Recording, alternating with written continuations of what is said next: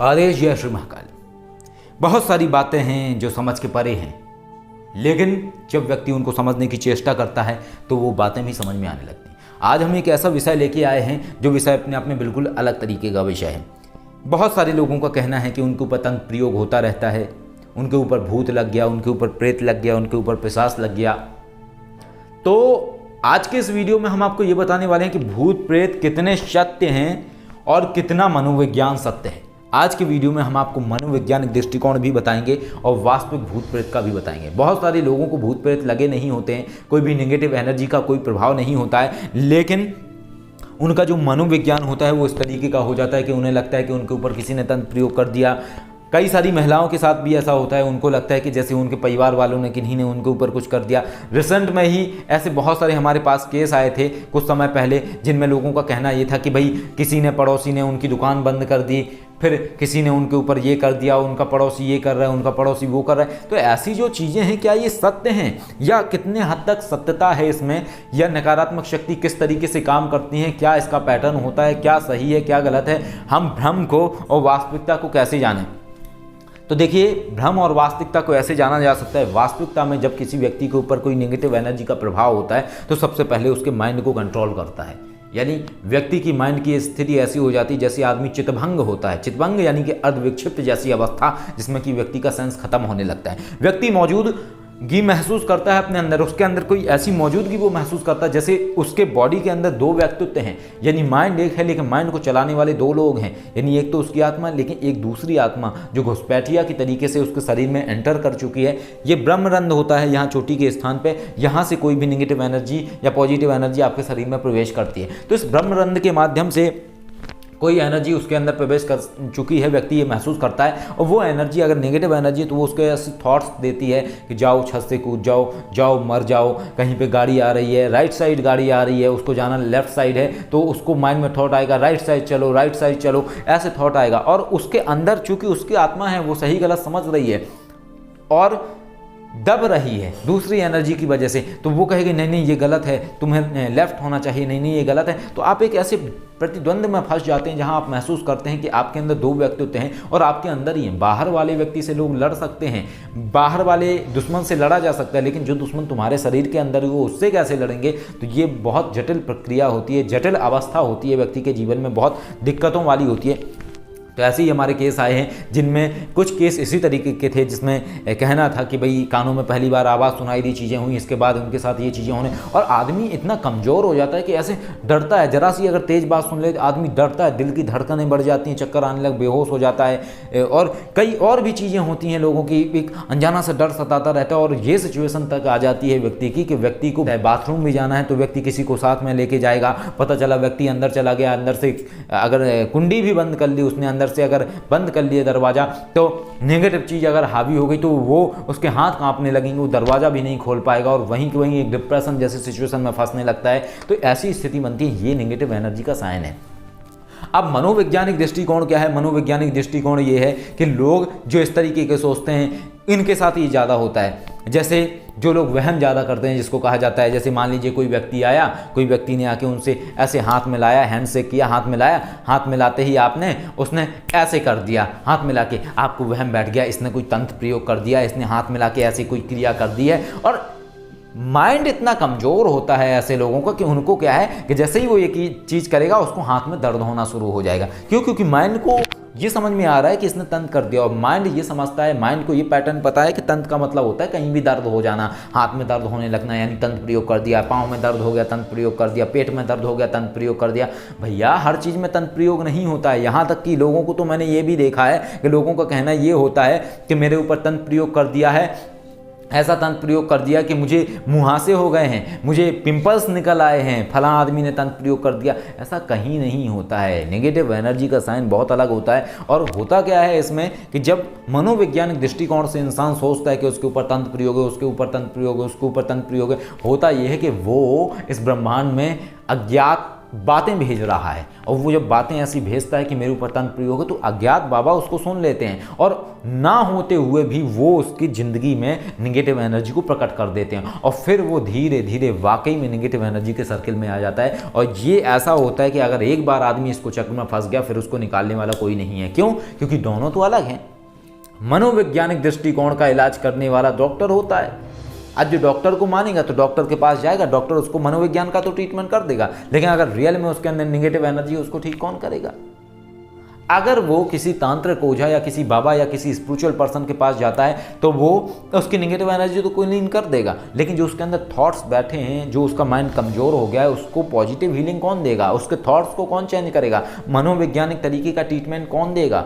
जो कि एक साइकोलॉजिस्ट दे सकता है और उसको समझा सकता है, उसके थॉट्स को चेंज कर सकता है, तो वो चीज़ें कौन देगा? ये समझने वाली बात है। तो आपको चाहिए एक ऐसा व्यक्ति जो आपको दोनों तरीके का ट्रीटमेंट दे सके। हमारे पास जितने भी लोग आते हैं, हम दोनों तरीके का ट्रीटमेंट देते हैं, मनोविज्ञान की दृष्टिकोण से भी उसकी बातों को समझते हैं और वाकई में निगेटिव एनर्जी उसको भी हम समझते हैं। ऐसे बहुत सारे लोग हैं, उनका क्या होता है, अगर उनके सामने हमने बोल दिया, अच्छा ये देखो छत पे तुम्हें एक दिखाई दे रहा है, गोल गोल सर्किल घूम रहा है काले रंग का, तो जरा देर बाद उन्हें दिखने भी लगता है।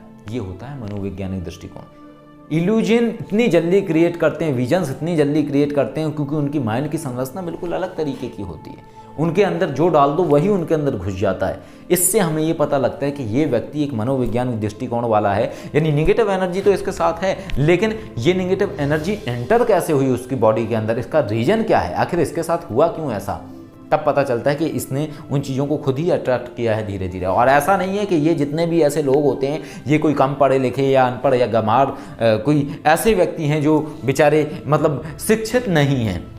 ये बहुत पढ़े लिखे लोग होते हैं जिन्होंने पूरी ग्रेजुएशन करी होती है, यहाँ तक कि मास्टर तक की डिग्री हासिल करी होती है, उनके साथ तक ऐसी स्थिति होती है। क्यों? क्योंकि माइंड सबसे बड़ी चीज़ है, माइंड मिस्ट्री समझना बहुत बड़ी चीज़ है, दिमाग को समझना बहुत बड़ी चीज़ है। मैंने हर बार बताया है कि बहुत सारे रहस्य हैं इस ब्रह्मांड में। एक और ऐसी शक्ति है जिसका हमने जिक्र नहीं किया है, महारथी मस्तिष्क। दिमाग के अंदर एक ऐसी सुपर नेचुरल पावर होती है जो किसी के भी थॉट्स को कंट्रोल कर सकती है, किसी भी आदमी को अपने मुताबिक बना सकती है, किसी को भी अपने ओरा में ले सकती है। और हम उन चीज़ों का इस्तेमाल करते हैं जब हमें ज़रूरत लगती है कि हाँ यहाँ पे इस चीज़ का इस्तेमाल करना चाहिए। और महारथी मस्तिष्क की पावर इतनी ज़्यादा होती है कि व्यक्ति ध्यान की अवस्थाओं में जाके महारथी मस्तिष्क के माध्यम से अपने कई जन्मों की यात्रा कर सकता है और उसके साथ साथ अपने कई जन्मों की स्मृतियों को भी याद कर सकता है, क्योंकि आत्मा के साथ महारथी मस्तिष्क एक इस तरीके की एक स्थिति है जिसके पास पूरा का पूरा डाटा रहता है। जैसे आपकी हार्ड ड्राइव होती है,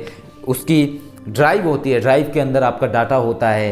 कह सकते हैं आपके लैपटॉप में हार्ड डिस्क लगी है, तो हार्ड डिस्क के अंदर डाटा होता है। तो इसी तरीके से हार्ड डिस्क का काम करते हैं महारथी मस्तिष्क। वो उनके अंदर सारी की सारी जन्मों का डाटा इकट्ठा होता रहता है, कई जन्मों का डाटा उनके अंदर होता है। यहाँ तक कि आप अगर त्रेता द्वापर में भी आप पैदा हुए हैं तो उसका भी डाटा उनके पास है और तुम्हारी पुरानी विद्याओं को भी वो याद दिला सकते हैं। तो ऐसे बहुत सारे रहस्य जो हमने अनावृत नहीं किए हैं, बहुत सारी चीज़ें हैं जो भविष्य में आने वाली हैं और आपके जीवन को बदलने वाली हैं। तो हमारा कहना यही है, अनुरोध करना है आप लोगों से जो मनोवैज्ञानिक दृष्टिकोण से बीमार हो रहे हैं या बीमार होने की नकल कर रहे हैं, ऐसा ना करें, क्योंकि अज्ञात बाबा ने अगर सुन लिया तो वाकई आपके जीवन में बहुत बड़ी समस्या आ सकती है। क्योंकि कहते हैं कि इंसान जो सोचता है वो हो जाता है। अगर कहते हैं, बहुत सारे लोग कहते हैं कि सपने देखो, जब देखोगे तभी तो साकार होंगे। ऐसा क्यों कहा जाता है?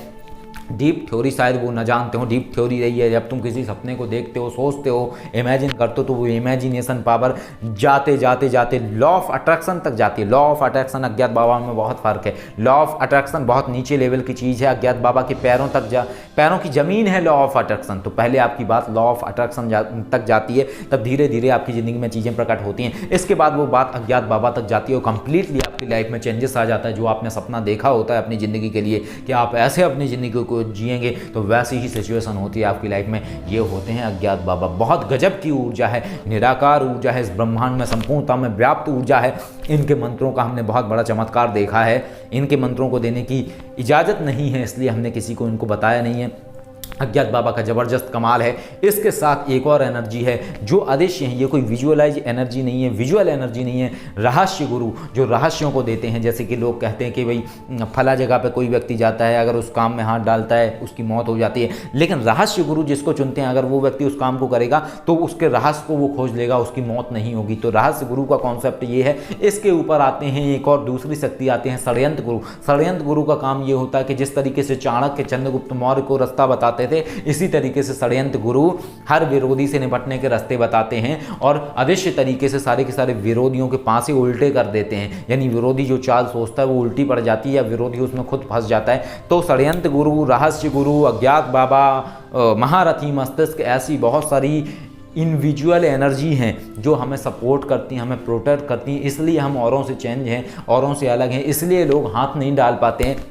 हमने किन्हीं की बात सुनी थी, उनका कहना था कि हम विश्वनाथ आपके वीडियो पे जब कमेंट करेंगे जब आपको कोई सवा शेर मिल जाएगा, जब शेर को सवा शेर मिल जाएगा। तो देखिए, शेर होता है दुनिया में, शेर होता है दुनिया में लेकिन सवा शेर नहीं होता है। शेर होता है दुनिया में लेकिन सवा शेर नहीं होता है। जिसको तुम शेर का सवा शेर बोलते हो वो तराजू में तौलने वाला एक शेर बांट होता है और उसके साथ रख देने वाला सवा शेर होता है। वो कोई जीता जागता शेर नहीं होता है। तो उठ जाओ बातों से ऊपर। ऐसा न कभी हुआ है न कभी होगा, क्योंकि कहावतें कहावतें ही रह गई, हकीकत हकीकत ही है। हकीकत में जीना सीख जाओ तो सब कुछ सीख जाओगे। तो कहने का मतलब ये है कि हकीकत में जियो, जिंदगी में जियो, सच क्या है उसको समझो, वैज्ञानिक दृष्टिकोण के साथ साथ अध्यात्म को समझो, उन अदृश्य ताकतों को समझो जो दिखाई नहीं देती हैं, जिनका कहीं जिक्र नहीं है, उन्हें महसूस करो। मनोवैज्ञानिक दृष्टिकोण से अपने आप को कमजोर मत करो, अपने आप से नेगेटिव चीज़ों को अपने तरफ आकर्षित मत करो।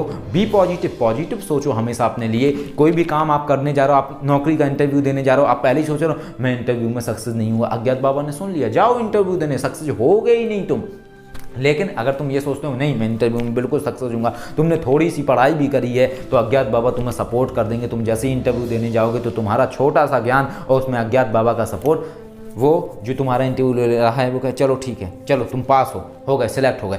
इस तरीके की चीज़ें होती हैं। इसलिए कहा जाता है हमेशा सकारात्मक सोचो। तो बहुत सारी चीज़ें हैं, बहुत सारी बातें जो समझने की हैं, ये कहीं और नहीं सीखने को मिलेगी, क्योंकि वही सिखा सकता है आपको जिसने आत्मसात किया है, जिसने उन चीज़ों को समझा है गहराई से, जिसने उन चीज़ों को जाना है। जिसने जाना ही नहीं है वो बताएगा कैसे। आदेश। जय श्री महाकाल।